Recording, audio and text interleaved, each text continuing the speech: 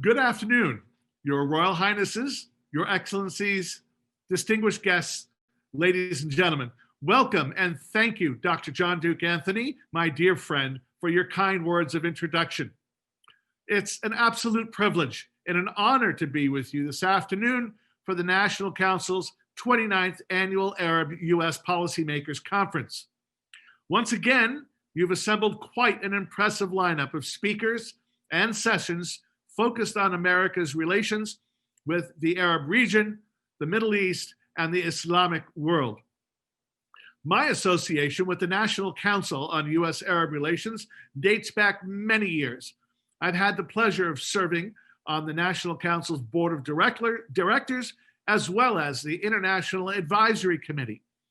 My association and friendship with the National Council's founding president, CEO, and with Dr. John Duke Anthony, as well as the chairman of the board, John Pratt, and the many wonderful people and programs of the council has been a wonderful educational experience. On February 13th, 1945, my grandfather, the 32nd President of the United States, Franklin Delano Roosevelt, ventured to the Great Bitter Lake along the Suez Canal. And he made history by receiving Egyptian King Farouk on his royal entourage aboard the USS Quincy. The meeting between His Majesty and my grandfather that day highlighted not only how purchases of Egyptian cotton had supported the United States during World War II, but of also how Egypt and the United States might enhance their economic relations in the future. After their meeting, my grandfather presented King Farouk with an autographed copy of his inaugural address. Just as important now as they were then, discourse, discussion, trade and investment, and people-to-people relationships between Egypt and the United States continued to underpin our mutually beneficial relationship. American institutions in Egypt, such as the American University in Cairo and others, continuously strengthen our bonds of friendship and enhance the work of America's diplomats in areas such as commerce, trade, defense, investment, and education. Today's invited guest, His Excellency Mohamed Abou Enein, is a leader in the areas of business, trade, and investment, as well as in the political realm.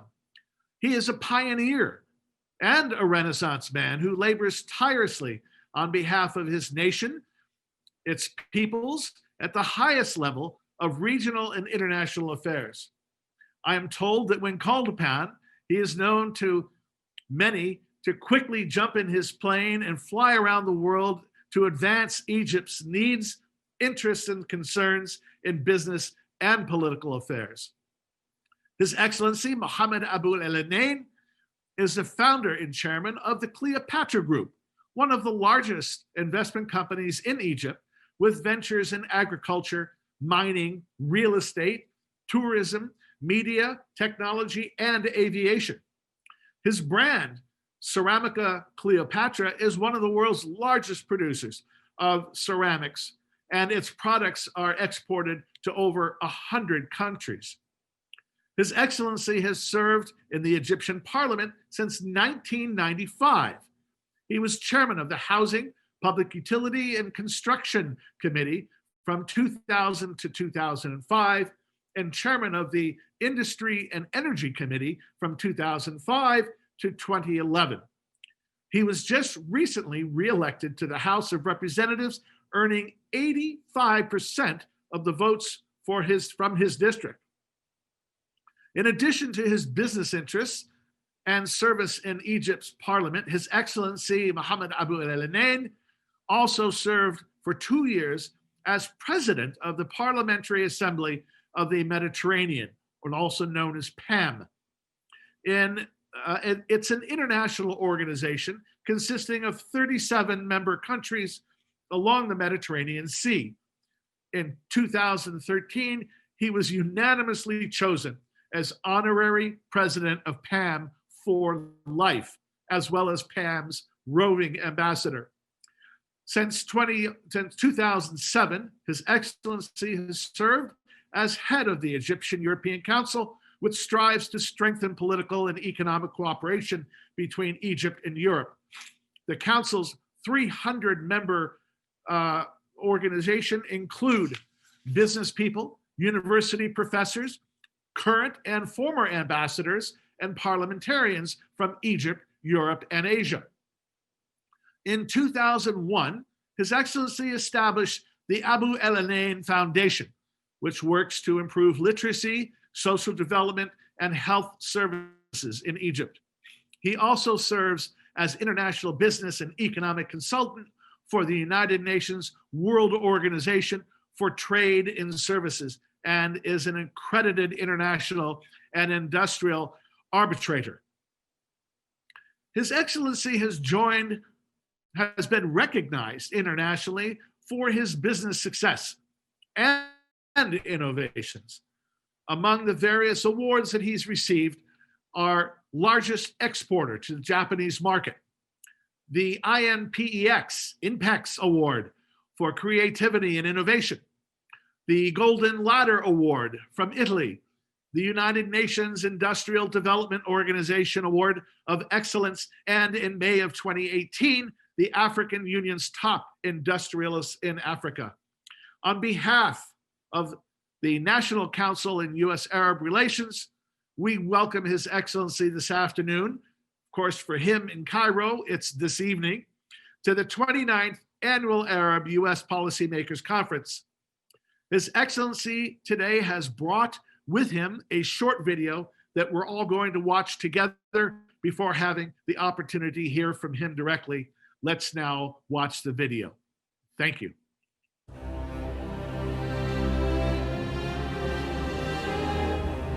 Egypt, a state of civilization, a country whose roots lie in the depth of history for more than 7,000 years. It is a land of tolerance, the cradle of religions.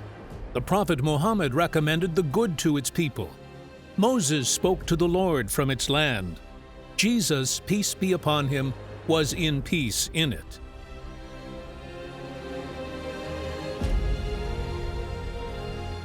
The oldest civilizations passed by of Egypt, so Egypt was the cradle of the Pharaonic civilization, an incubator for the Greek and Roman civilization, a beacon for the Coptic civilization, and a protector of the Islamic civilization. Today, Egyptians continue to build their modern civilization under the leadership of President Abdel Fattah el-Sisi, a civilization that encompasses all fields, so that Egyptians would dazzle the world again. After the revolution of June 30th, Egypt took important steps to the road of stability, at all levels from security, political, economic, to social. The armed forces' efforts to create tremendous progress in preparing the Egyptian army for combat by strengthening the military infrastructure through establishing military bases in order to preserve Egyptian national security. The army achieved strong successes on the ground in its war against terrorism that Egypt waged on behalf of the whole world, which contributed to the official exit of Egypt from the Global Terrorism Index when the Egyptian people refused that the terrorisme settles in Sinai, the land of peace. In parallel with this war, the Egyptians waged an economic war for the sake of development and construction, until the state regained its strength and achieved a large part of its goals while still proceeding with steady steps toward prosperity. Because in Egypt, the standard of living of individuals has increased, the quality of life for the citizens has expanded in general. Services have improved with the implementation of a comprehensive plan for economic reform, which has achieved tangible results, most notably the creation of an investment climate and improvement of the legislative environment to attract investors, which is praised by all international financial institutions.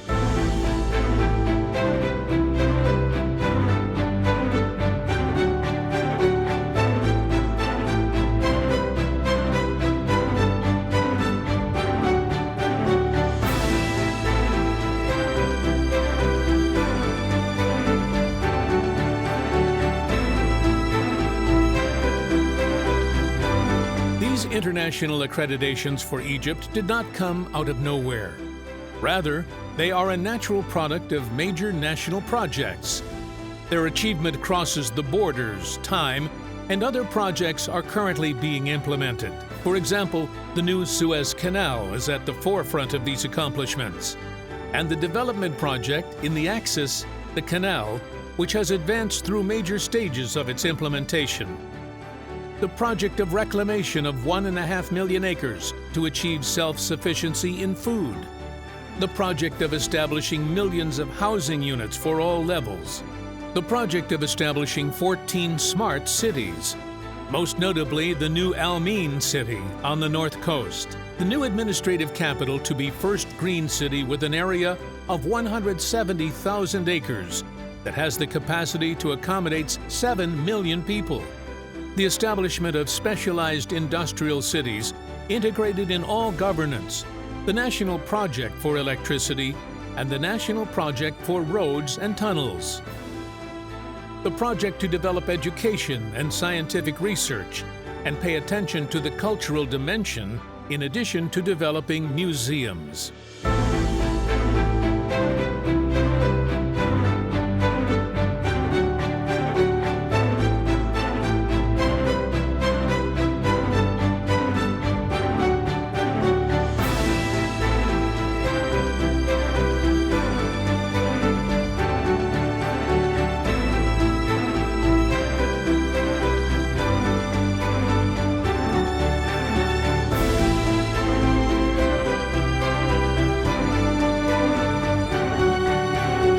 These projects are being carried out by the Egyptians with determination and insistence. Work continues to achieve the dream. Egypt has surpassed the most difficult challenge with the return of a strong state with its solid national institutions. Egypt has successfully passed this mission. We are in the launching stage. Egypt decided to enter the fourth industrial revolution. Egypt is ready with open arms to all investors, which signals a great opportunity for Egypt, the Middle East, and Africa. Egypt invites you all to the launches of the International Egyptian Museum next year. The Myth of Pharaonic History.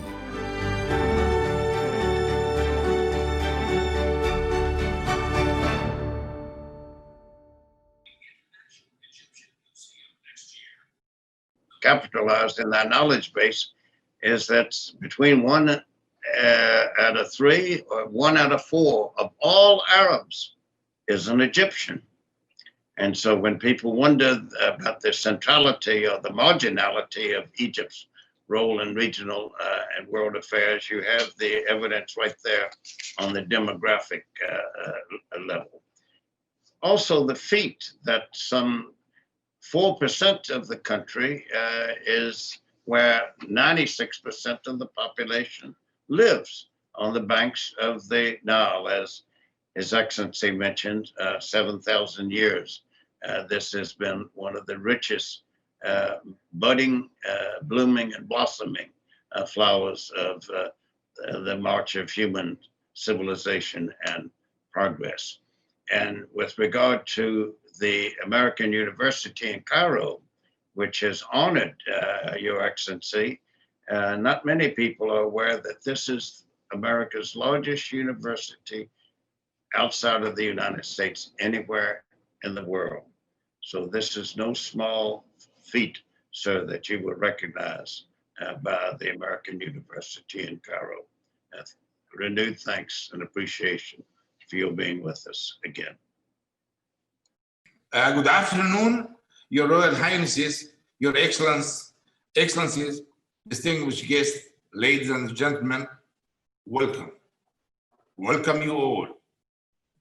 And special thanks to Dr. John Doc Anthony, my dear friend, for his kind words in introduction. And also special thanks to Mr. Roosevelt, which was very generous introduction in my honor to be introduced by him.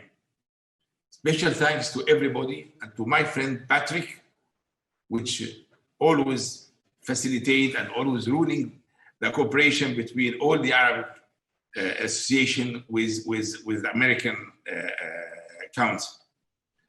I am really wishing all the best also, all wishing you a happy Thanksgiving. Indeed, today I would like to thank you again for the purpose that you are inviting me to talk about Egypt. And really, I would like to invite you all to see what's going on in Egypt.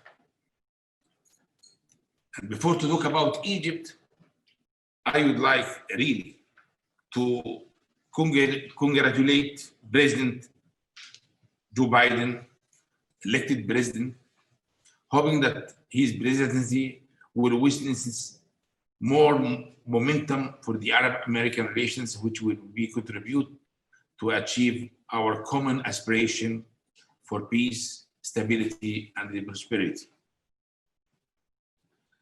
As it is clear now to all of us, Corona pandemic, it is a dangerous thing now worldwide, and everybody is thinking, all the countries has been thinking for the result after this pandemic. Today, the worldwide are suffering. Today, a huge idea around, and I think a big change will happen. Changing for the international system, changing for reshaping globalization, reinforcing of the national priorities, refocusing in the international priorities, and paying attention to the security implication of the economic policies. Indeed, I think with all the rules coming out, with all the idea, the world will be changing and will never be again as before the pandemic.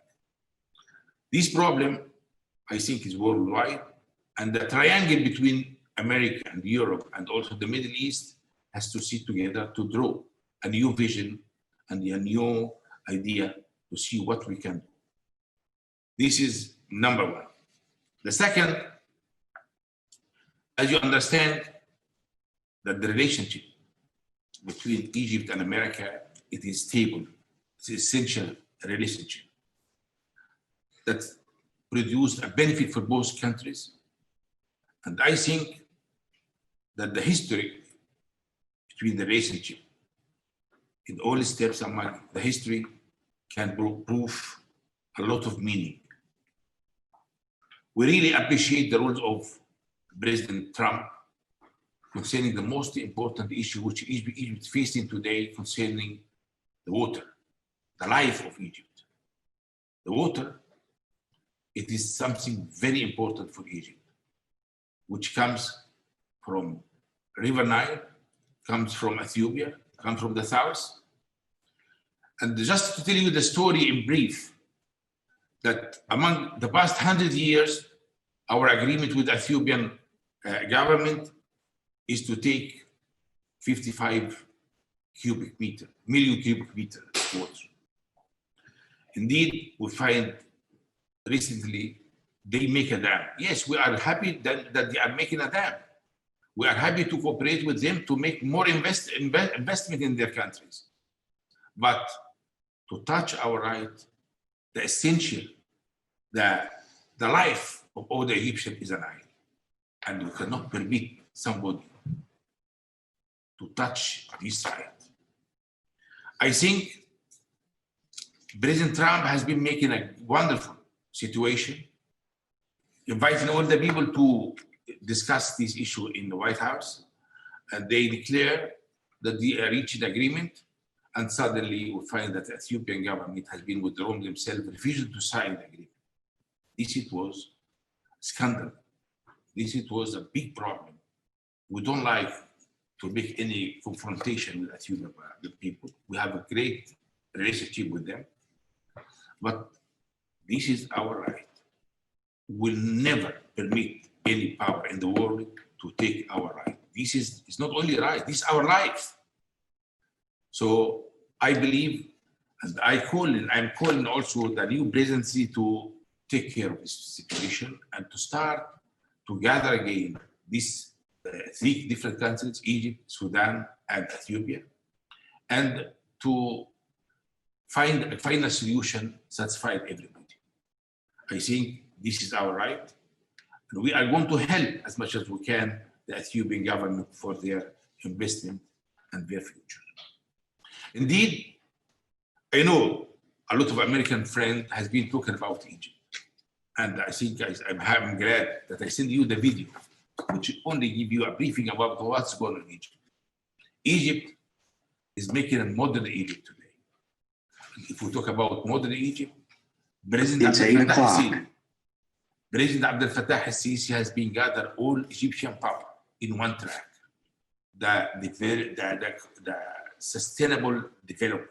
This is the track of President Sisi. The peace process. He is gathering all our power for every day, when I mean every day, a new initiatives, a new added value, a new project. And each area in Egypt is witnesses for its development in each sector worldwide Egypt. But I want to say that Egyptian, with their president, with a big support of the people behind their president, loves our president Fattah al-Sisi and trust him. And this is the way and the gate to make and to achieve all this. It is a miracle today when I'm talking about Egypt. When I'm talking about what happened in Egypt, you cannot believe that we have in 6 years, what is done in 6 years is more than what can be done in 20 years. Just to give you some numbers, it's clear that Egypt has been 14,000 different projects. 14,000 different projects. These projects is not only in Cairo or Alexandria, no, this is distributed among all Egypt, southern, north, east, and west. If you just talk about this project, need infrastructure, about more than 11,000 kilometers of roads. If you talk about this governance in everywhere, we talk about other 14 new cities, extension to the old governors, and the huge new city, which we call it, I don't know what I can say, because it's a very smart city. It is a new things which for Egyptian people was a dream to have an area, new area in Egypt, which was desert completely, and to build over this area, which represent double or more than old Cairo, all of it together, in order to make a huge and new, modern and smart city. We call it always the administrative city. This will receive, starting from next year, 7 million Egyptian inhabitants to remain there. All the embassies and all the ministries and all other people for all different activities will be transferred to there. I think it is a great job done in a very limited time. It is a value added to the economy. It is a chance to give a job to the world. And I think that the people from outside admire to go there to see what's going on. Some towers done by Chinese people friends, which make a lot of towers there, which is going to be 80 floors. And these 80 floors there, you can see easily all the pyramids from 200 kilometers easily. What I want to say, that the numbers which we have been taking now, if you just talk with the video, you see that only 2 weeks ago, we have been inaugurating with a new universities, which in 6 years, we calculate 15 modern new universities, either for technology, advanced technology, even for different kind, which is for always talking about the future education. I think between the education and between the great number which added to the schools and the universities, Egypt is going to have great opportunity to develop with a brain-minded, with a lot of added value. 22 industrial zones has been achieved. Another parallel of Suez Canal has been achieved. If you talk about what's going on with other facility and other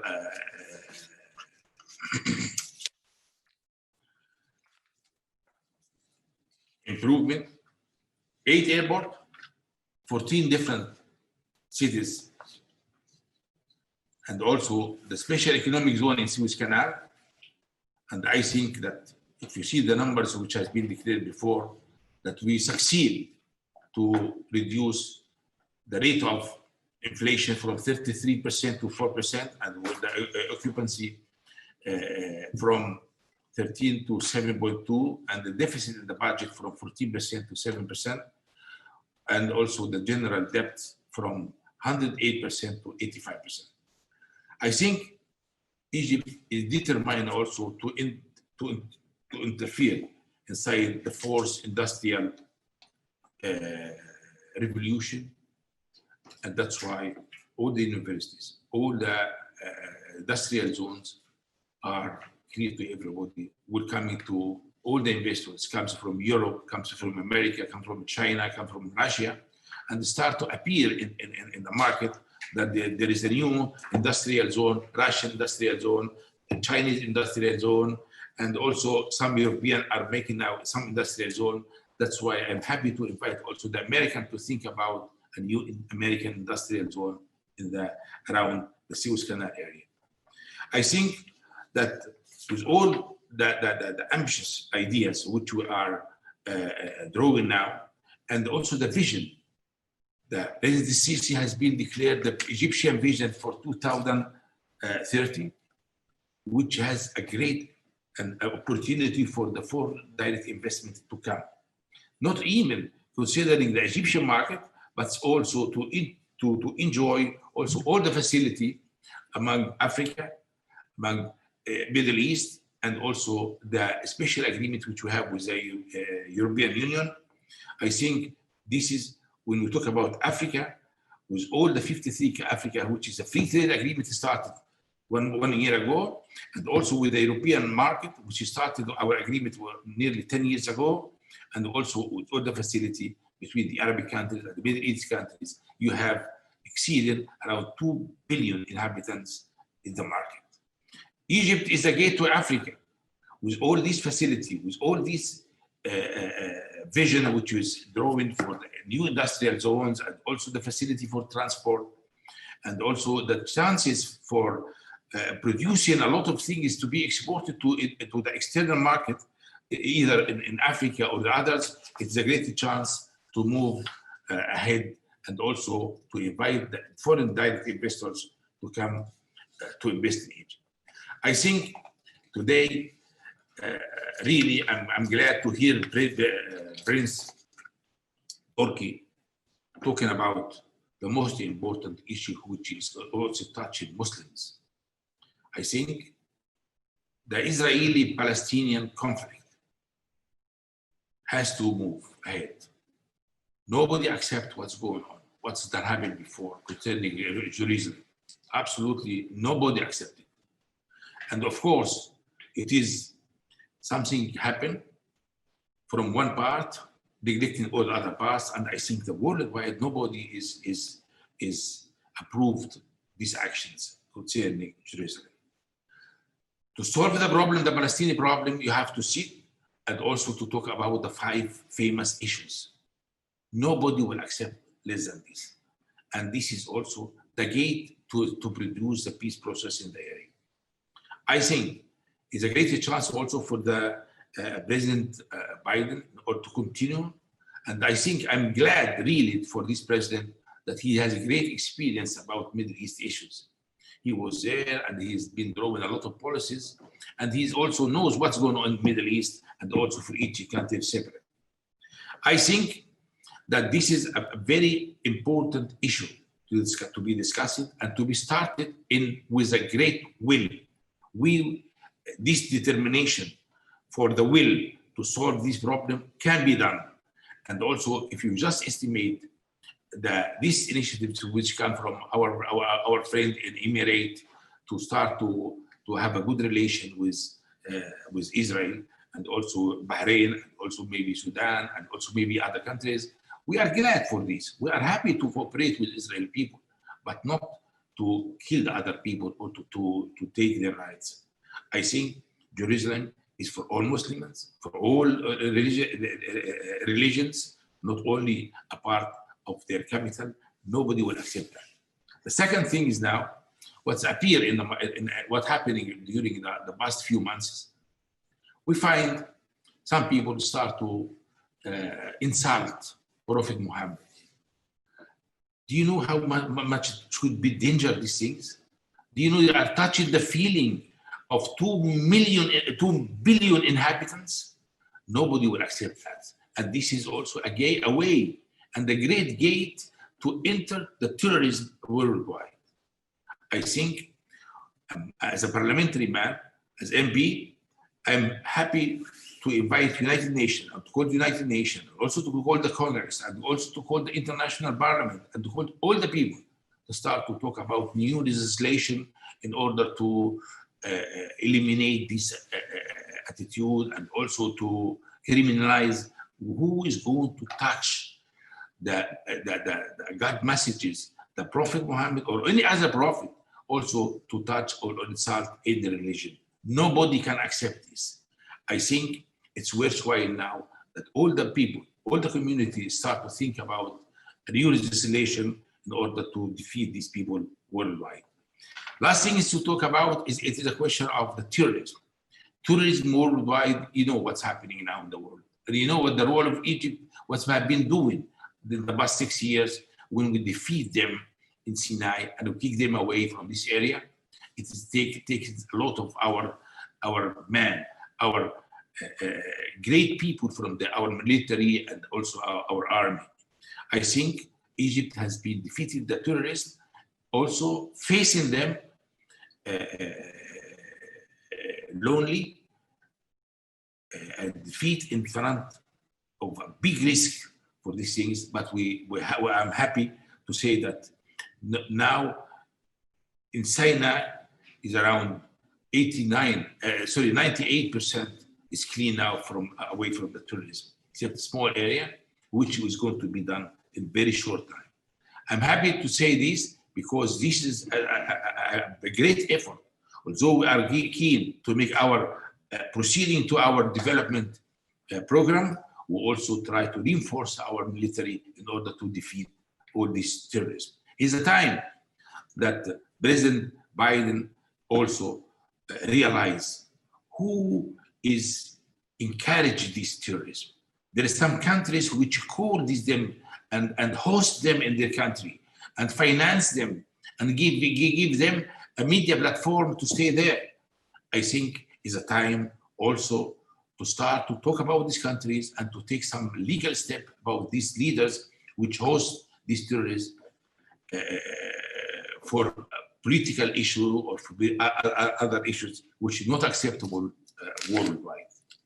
I think we have a great future together, Egypt and America, and we think very well that America can do a lot in the Middle East, can understand the big change which happened in the past 10 years.